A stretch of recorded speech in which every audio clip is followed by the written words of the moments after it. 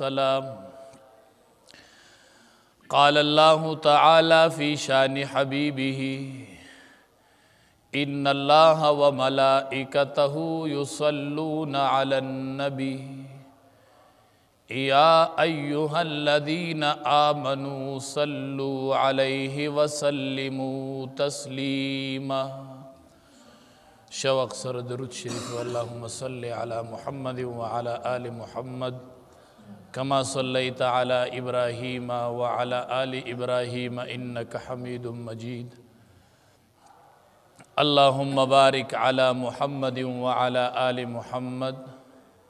كما باركت على إبراهيم وعلى آل إبراهيم إنك حميد مجيد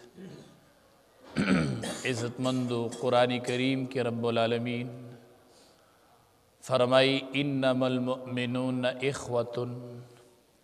تاسو ټول مومنان په آپس کې رونه یې تاسو ټول دی کلمې د یو بل سره تړلي یې او چې چا دا کلمه ویلې ده چې لا اله الا الله محمد رسول الله دی کلمې ستاسو منځ کې ورورولي پیدا کړې ده او دی کلمې تاسو رونه کړي یو بل لمه پردي کېږئ یو بل سره اختلاف مکوئ یو بل ته بد رد موایئ انما المؤمنون اخوة تاسو ټول رونه اسلام د ورورولۍ تعلیم ورکوي اسلام د اتفاق او د اتحاد د یووالي تعلیم ورکوي چې کله مونږ کلمه وویله نو دې کلمې مونږ او تاسو ټول په یو مزي کې وپیلو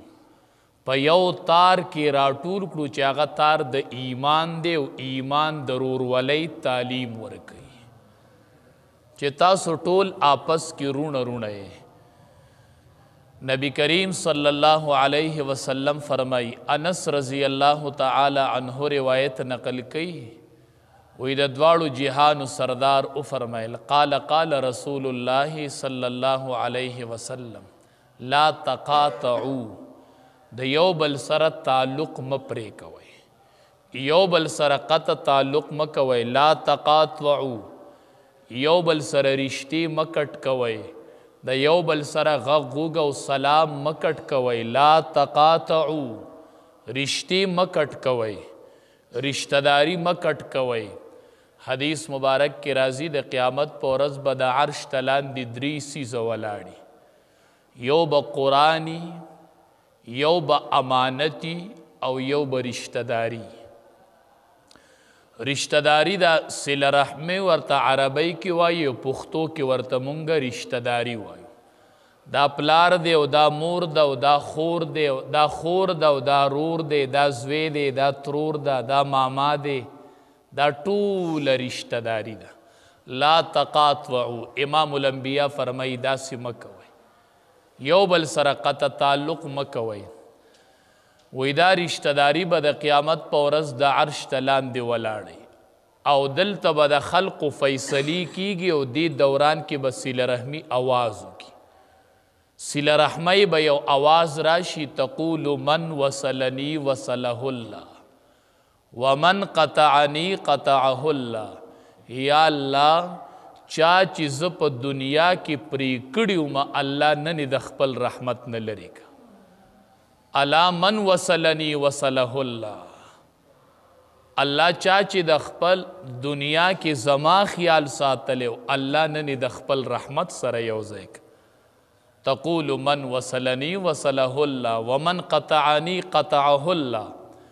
الله چې زی دنیا کې پرې کړي وم الله نن د خپل رحمت نه لرې که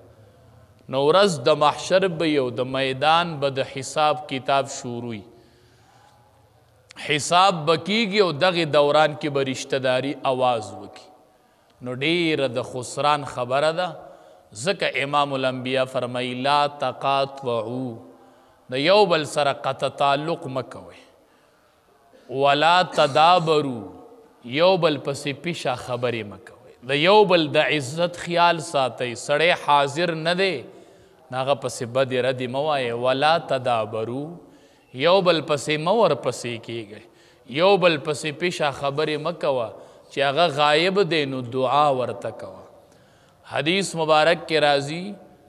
زر چې کمې دعاګانې قبلیږي نو دعوت غائب لغائب، چې یو سړی حاضر نه او ته د هغه دپاره دعا غواړې دا ډېره زر الله قبلي. او دې کې بله پیدا ده چې یو سړی حاضر نه او ته هغه له دعا غواړې. حدیث مبارک کې راځي چې ته دغه دعا وغواړې نو فرشته ولاړې وي یا الله دا دعا د ده په حق کې قبوله کړه. نو ته بنده دپاره دعا غواړې او هلته فرشته وي یا الله دا دعا د ده په حق کې قبوله کړه. نو ستا دا به یا قبلیږي یا نه، فرشتې چې تا دپاره وغوښته نو هغه قبوله شول. ځکه نبی کریم صلی الله علیه وسلم فرمایي ولا تدابرو، یو بل پسې پیشه غیبانه یو بل پسې خبرې مه کوئ، د یو بل عزت مه خرابوئ. ولا تباغضو، د یو بل سره بغض مه ساتئ، ړکې کینه مه ساتئ. ولا تباغضو ولا تحاسدو، د یو بل سره حسد هم مه کوئ، د یو بل سره بغض هم مه ساتئ. هغه له چې الله څه ورکړي دي دا د هغه دي او تا له چې څه درکړي په دې خپل صبر وکړه. په پردي مالونو د الله نه ګیلې مه کوه،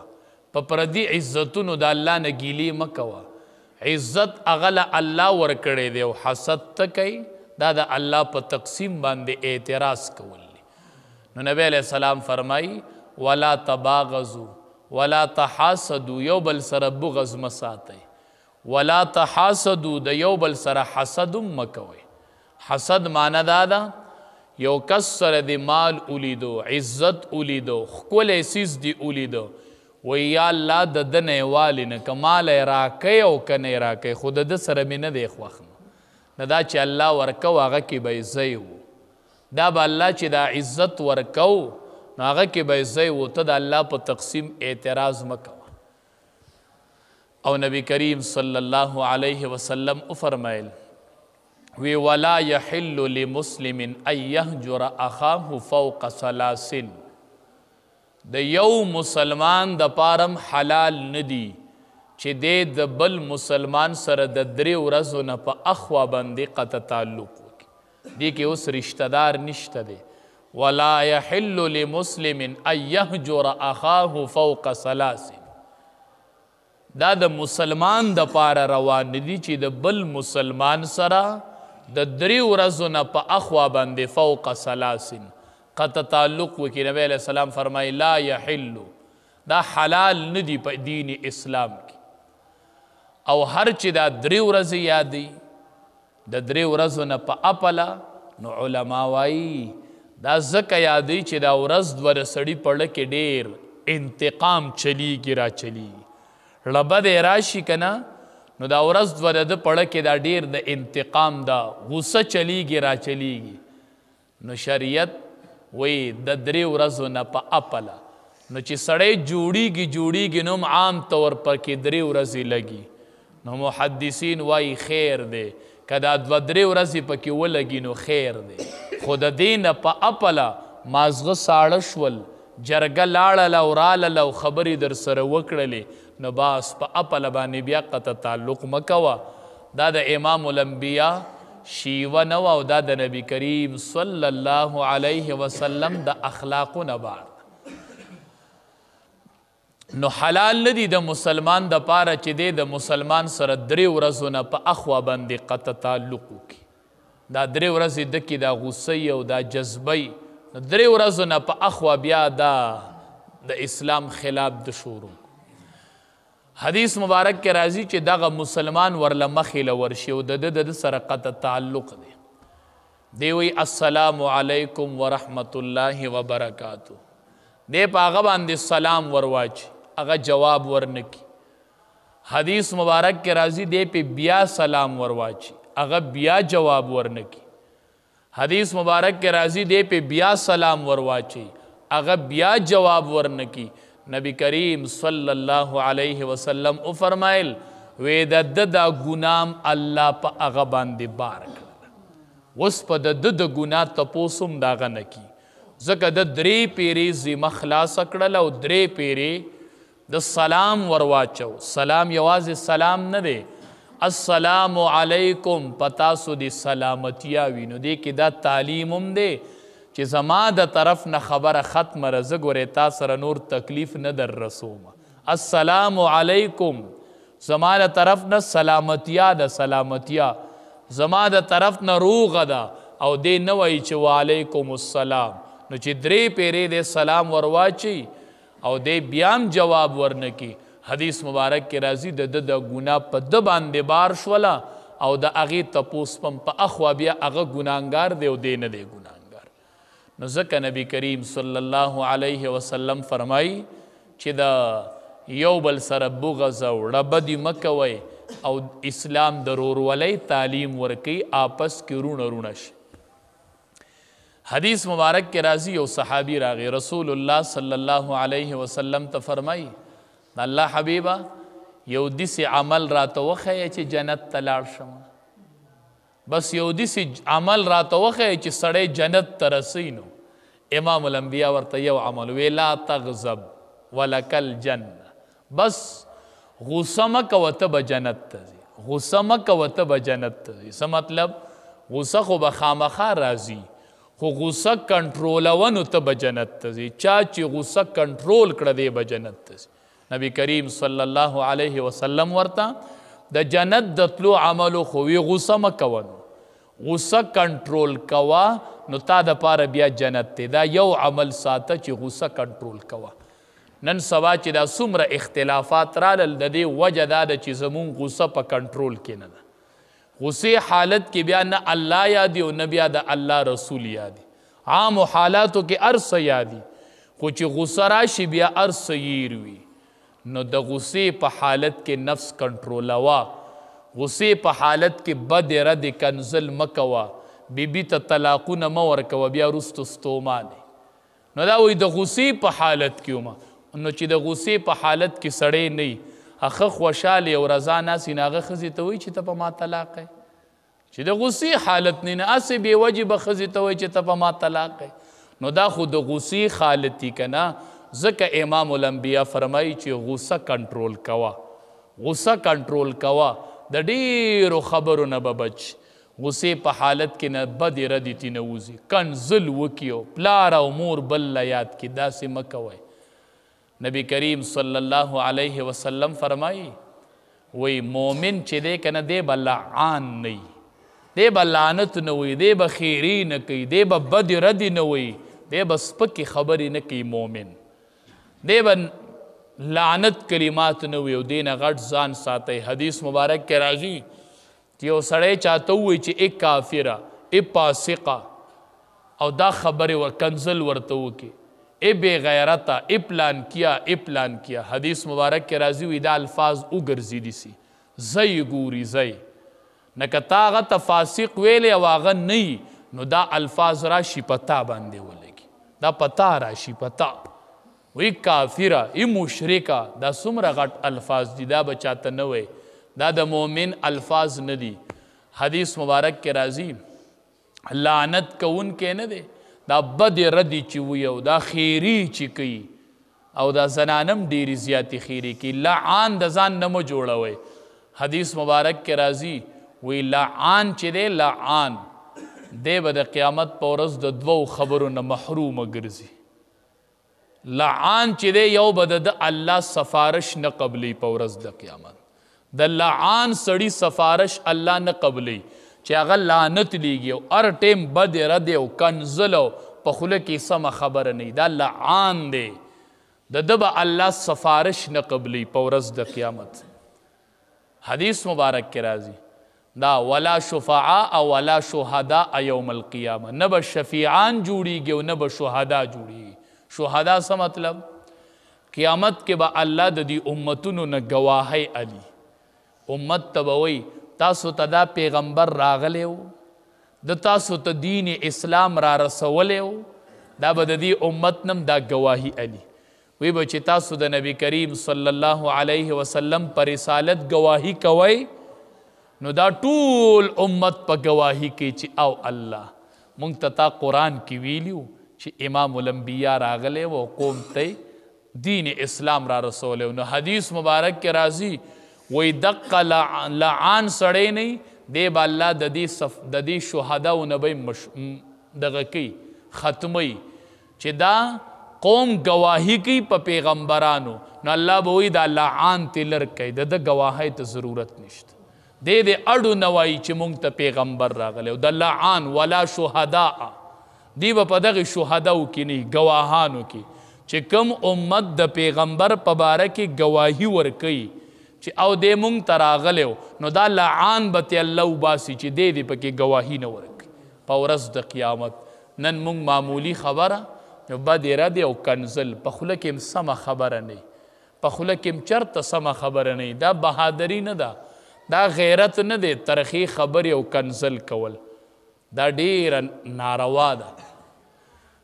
څاروو ته نبی علیه السلام وایي کنزل مه کوئ نو څاروو ته کنزل مه کوئ نبی علیه السلام سره یو سورلي وه نو یو کس هغې سورلی ته کنزل وکړل نو بیا ورته راوخوت نبی علیه السلام ورته کوز شوې تا خو اوس په دې سورلی لعنت رالیږو اوس پې سورلي کوې د پاس اوس دې پې لعنت راولیږو او اوس پې سورلي کوې وی اوس کوز شه د دې نه نو وی سورلو ته کنزل مه کوئ زمانې ته هم کنزل مه کوئ شپې ته کنزل مه کوئ ورځې ته کنزل مه کوئ دا الله راولي د شپې څه قصور نشته دی زمانې ته کنزل مه کوئ خلقو ته کنزل مه کوئ حدیث مبارک کې دام راغلی بیبي ته به کنزل نه کوي د بیبي په حقونو کې یو حق دا دی چې هغې ته به بدې ردې نه وایي په مخ په یې وښینه او بدې ردې پلار نیکه او دا الفاظ به ورته نه وایي دا الفاظ به ورته نه وایي دا د مؤمن شان نه دی نو معمولی خبره او ډېر ناروا کنزل دا کورونه کې مه کوئ په دې دا بیبیانې ډېرې خفه کېږي دا ناروا کنزل چې سړی کوي حدیث مبارک کې راځي مونږ د نبی کریم صلی الله علیه وسلم نه ډېر غیرتیان یو نبی کریم صلی الله علیه وسلم روایاتو کې راځي عایشې رضی الله تعالی عنها ورله اوبه راوړلې نو عایشې رضی الله تعالی عنها ترېنه اوبه وڅښلې نو چې اوبه یې ترې وڅښلې امام الانبیا له اوبه راوړې نو امام الانبیا ورته وایي عایشې رضی الله تعالی عنها ته وی عایشې تا چې اوبه څښلې نو د کم طرف نه دې څښلې وي تا دا خوله په کم ځای لګولې وه په دې لوښي وی د الله حبیبه ما په دې ځای په هغه ځای خوله ولګوله اوبه یې وڅښلې اوس چې ښځه اوبه راوړي خاوند هغه ورته وایي مردارې دا دې ولې جوټه کړلې زه به ستا جوټه اوبه څښمه دا دې جوټه کړلې دا مسلمانه نه ده ولې نو دا بدې ردې او دا خبرې امام الانبیا نه دي کړي د امام الانبیا ښکلي اخلاق بهترین اخلاق اختیار کړي په هغه ځای باندې خوله کېښودله چې په کومه ځای باندې عایشې رضی الله تعالی عنها خوله ایښې وه او هغه اوبه یې باقي وڅښلې چې هغې ترې څښلې وي او باقي وڅښلې نو دا داسې نو بیا هغه سره کور کې بیبیانې تنګېدلې نه به تنګېدلې بیبي به بیا د هغه سره کوم ځای تنګه شوې وه نو دا خو چې معمولی خبره راځي هر چاته معاشره کې کنزل نه کوو بدې ردې نه وایو حدیث مبارک کې راځي نبی کریم صلی الله علیه وسلم فرمایي وی پالوان سړی درته وښیم پالوان پیژنئ مونږ پالوان چاته وایو چې بل راپرځوي مونږ دا پالوان دی ځکه چې بل راپرځوي نبی علیه السلام فرمایي لیس الشدید بالسرعت نه پالوان دا نه دی چې بل راپرځوي دا تعریف تا ته چا کړی دی مونږ خو به تپوس د امام الانبیا نه کوو د الله حبیبه پالوان څوک دی مونږ وایو پالوان هغه دی چې هغه بل راپرځوي په او د پاسه پې کینی دا پالوان دی نو نبی علیہ السلام فرمائی لیس الشدید بالسرعت نا پالوان دا نه دی پالوان پیژنئ پالوان دا نه دی انما الشدید الذي يملك نفسه عند الغضب پالوان هغه دی چې د له غصه ورله او د غصې په وخت کې خپل نفس کانټرول کو دا پالوان دی پالوان دا دی چې هغه ته په خپل غصه باندې زورور دی او غصه را پرځولی شي چې سړی را پرځوي دا پالوان نه دی چې غصه را پرځوي نو دا پالوان دی دا امام الانبیا وایي پالوان هغه دی چې هغه خپله غصه کنټرول کړله غصه یې راوپرځوله نو ده ته پالوان وایه دا پالوان دی چې د غصې په وخت کې د خپل نفس قابو کو او امام الانبیا ډېرې ښکلې طریقې ښودلي دي نو وایي چې غصه درله ولاړې نو زر کښېنه غصه به دې مړه شي زر ووایه اعوذ بالله من الشیطان الرجیم دا شیطانی عمل لی شیطان غصه کړم اسې نه چرته بیبي له طلاق ورنکم دا ناروا الفاظ می د ژبې نه ونوځي سبا به پې بیا ستومانه یم نو د غصې په وخت کې نفس کنټرولول نبی علیه السلام فرمایي دا پالوان سړی دی دا پالوان سړی دی کوشش دا کو د ما ته بد راورسول د دې انتقام دیتی الله والی بس حدیث مبارک کې راځي وي یو صحابي فرمایي وي زه ناسوم نبی کریم صلی الله علیه وسلم هم ناسو ابو بکر صدیق رضی الله تعالی عنهم ناسو ښکلی ده ورونو وی مونږ مجلس کې ناسو دی کې یو سړی راغی ابو بکر صدیق رضی الله تعالی عنه ته یې بدې ردې شروع کړې چې وی کړې ورته نو ابو بکر صدیق رضی الله تعالی عنه غلی و هغه بیا وکړلې نو دی بیا غلی و نو چې هغه بیا وکړې په دریم ځل نو ده وله جواب ورک ابو بکر صدیق رضی الله تعالی عنه وله جواب ورکو ته ما ته لکه بدې ردې وی ده وله جواب و چې ورکو نو نبی علیه السلام د مجلس نه پاسېد نبی علیه السلام ناست مجلس کې نبی علیه السلام پاسېد ابو بکر صدیق رضی الله تعالی عنه ورته وی د الله حبیبه خفه شولې ځکه پاسې دی وی نه خفه شوی نه یم خو چې دې سړي تا ته بدې ردې ووي که نه نو وی په دغه ټیم کې یوه فرشته راکوزه شوله وی دې سړي تا ته بدې ردې وي او دې فرشتې سړي ته وی چې دا ته دروغ وایي ستا د طرف نه دې فرشتې جواب ورکو نو چې دې سړي بیا تا ته بدې ردې وي نو بیا فرشتې جواب ورکو هوی چې په دریم ځل تا جواب ورکو نو فرشته لاړه او شیطان راغی کېناست نو وی زه ځکه پاسېدم دا په دریم ځل چې تا جواب ورکو نو شیطان راغی او چې دا ته جواب نه ورکوې نو ستا د طرف نه فرشته لګیا ده فرشته لګیا ده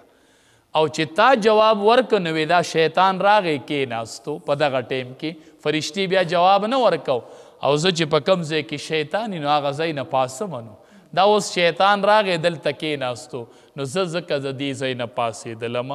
نو د هر چا سره ښه روابط ما تاسو ته وي سړی غایبي وایي الله دعا ورته کوه الله عزت نور سیوا که الله په دواړه جانه خوشحاله که نو ته به د بل بنده دپاره دعا کې او فرشته به راځي تا دپاره به دعا کې نو خنده چې دا فرشته تا دپاره دعاګانې وکړي نو ځکه نبی کریم صلی الله علیه وسلم فرمایي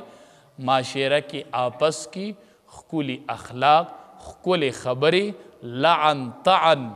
دا خبرې معاشره کې یو بل ته نه کول او د مشر د کشر د ګاونډي د رشته دار د دې ټولو حقوقو خیال ساتل او دا ټول په دې نیت کول چې ماله به پې الله اجر راکړي زما اجر د الله سره دی او ماله به په دې خبرو باندې الله اجر راکړي او الله دې زما په بدله کې د ده نه انتقام والي ته یې په الله پرېږده چې ته یې بیا ووینې رب العالمین دې د عمل کولو توفیق راکړي وآخر دعوانا ان الحمد لله